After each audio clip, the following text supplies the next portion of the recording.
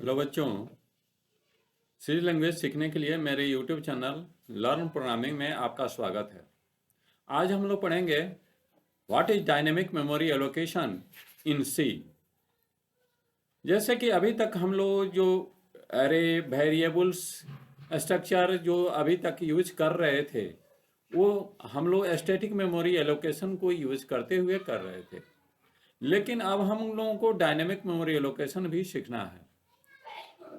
Dynamic memory allocation सीखने से ये फायदा होगा कि जैसे स्टैटिक मेमोरी एलोकेशन में हम लोग जो अरे डिक्लेयर करते थे वो कंपाइल टाइम के समय ही उसको मेमोरी एलोकेट करना होता था, लेकिन अब थोड़ा सा उससे हम लोग एडवांस होंगे और सीखेंगे कि रन टाइम के समय कैसे मेमोरी एलोकेट किया जाता है।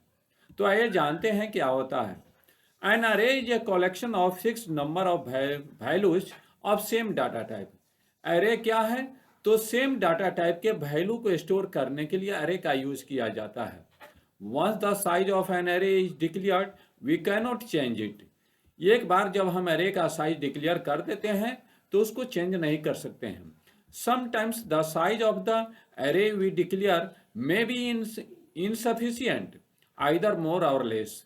जब हम अरे का यूज करके अपना काम करते हैं तो कभी कभी हो सकता है कि या तो अरे का साइज हमारे वर्क से ज़्यादा हो गया या ये भी हो सकता है कि हमारे रिक्वायरमेंट से कम ही हो गया।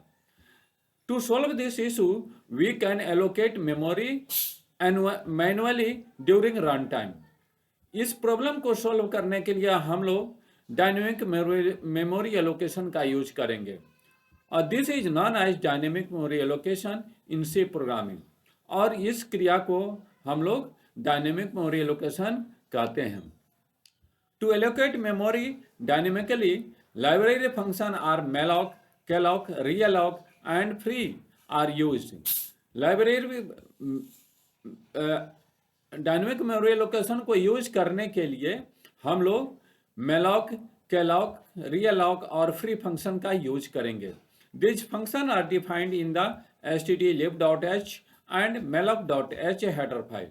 ये सारे फंक्शन malloc.h या stdlib.h हेडर फाइल में है, ठीक है ना। अब नेक्स्ट है malloc क्या है। तो the name malloc stands for memory allocation.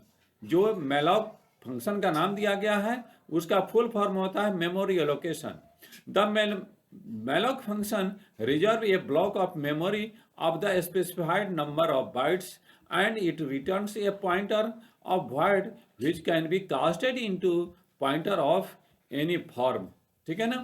malloc function से हम क्या करते हैं कि स्पेसिफाइड हमारे अपने रिक्वायरमेंट के अनुसार मेमोरी को एलोकेट कर सकते हैं और उसका वो क्या करता है कि एक तो void पॉइंटर रिटर्न करता है malloc फंक्शन, जिसका कि हम कास्टिंग करके अपने रिक्वायरमेंट में कन्वर्ट कर सकते हैं। जैसे फॉर एग्जांपल यहाँ पर देखते हैं इसका सिंटेक्स क्या है। तो सबसे पहले हम एक तो पॉइंटर डिक्लेयर करेंगे, जिस टाइप में हमको अपने मेमोरी चाहिए उस टाइप का हम पॉइंटर डिक्लेयर करेंगे और उसके बाद यहाँ पर कास्ट टाइप यूज करेंगे और malloc फंक्शन यूज करेंगे। जैसे फॉर एग्जांपल यहाँ पर हमने क्या किया, एक तो फ्लोट टाइप का पॉइंटर डिक्लेयर किया और उसके बाद उस पॉइंटर को malloc फंक्शन के माध्यम से फ्लोट जो जितना साइज मेमोरी लेगा उस मेमोरी को क्रिएट करके और उसका टाइप कास्टिंग हमने कर दिया। टाइप कास्टिंग कहने का मतलब है कि आपको प्रोग्रामेटिकली कन्वर्ट करना होगा। आपको तो पता है ही कि टाइप का डाटा कन्वर्सन भी दो तरह से होता है, इम्प्लिसिट कन्वर्सन और एक्सप्लिसिट कन्वर्सन। तो यहाँ पर इसको एक्सप्लिसिट कन्वर्सन कहते हैं, ठीक है ना। नेक्स्ट है calloc function. The name calloc function stand for continuous allocation, ठीक है ना। The malloc function allocates memory and leaves the memory uninitialised. malloc function तो मेमोरी क्रिएट करता है लेकिन उसको इनिशियलाइज नहीं करता है, जबकि calloc फंक्शन मेमोरी क्रिएट भी करता है और उसको इनिशियलाइज भी कर देता है जीरो से, ठीक है ना। इसका syntax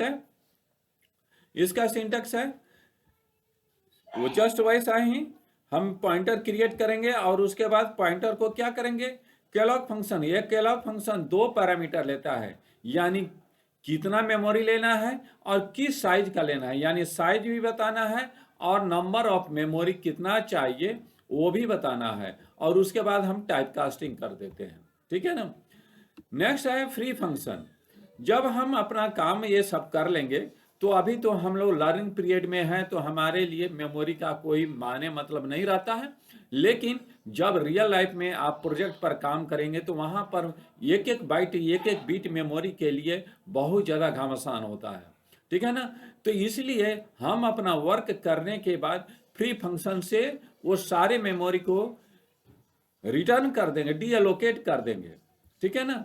dynamic allocated memory created with either calloc malloc does not get freed on their own, यानी कैलॉक फंक्शन और मेलॉक फंक्शन को यूज करके जो मेमोरी हम एलोकेट करते हैं वो ऑटोमेटिकली रिटर्न नहीं होता है। We must explicitly use free to release the space, यानी कि उस मेमोरी को रिलीज करने के लिए हमको फ्री फंक्शन का यूज करना होगा। और यहाँ पर उसका सिंटेक्स है, बस फ्री लिखना है और जिस पॉइंटर को हमने मेमोरी दिया था उस पॉइंटर का नाम लिख देना है। ठीक है ना। नेक्स्ट है रीअलॉक फंक्शन। तो रीअलॉक फंक्शन को तब यूज करते हैं जब डायनेमिक मेमोरी एलोकेशन यानी मेलॉक और कैलॉक को यूज करने के बावजूद भी हमारा मेमोरी का साइज कम हो जाता है या ज़्यादा हो जाता है, तो फिर से हम रीअसाइन कर सकते हैं। If dynamically allocated memory is insufficient or more than required, we can change the size of previously allocated memory using the realloc function। ठीक है ना। realloc function का सिंटेक्स क्या है कि जिस पॉइंटर को हमने मेलॉक या कैलॉक फंक्शन से मेमोरी एलोकेट किया था और उसी फंक्शन का साइज ये है, साइज उसका x क्या है, तो साइज है नए साइज, यानी या तो बढ़ाना है या घटाना है। ठीक है ना। उस परिस्थिति में हम रीअलॉक फंक्शन को यूज करते हैं। रीअलॉक फंक्शन का दो पैरामीटर होता है। पहला है किस पॉइंटर का साइज घटाना है बढ़ाना है, तो पॉइंटर का नाम देते हैं, और कितना घटाना बढ़ाना है वो सेकंड पैरामीटर होता है। ठीक है ना। इस तरह से हम लोग डायनेमिक मेमोरी एलोकेशन को यूज करने के लिए मेलॉक हेडर फाइल को यूज करेंगे और कैलॉक मेलॉक और रीअलॉक फंक्शन का भी यूज करेंगे। हमको उम्मीद है कि आपको हमारा ये डायनेमिक मेमोरी एलोकेशन समझ में आया होगा। आप हमारे चैनल पर नए हैं तो लाइक कीजिए, सब्सक्राइब कीजिए और दोस्तों के बीच में शेयर कीजिए। फिर नेक्स्ट क्लास में मिलते हैं। धन्यवाद।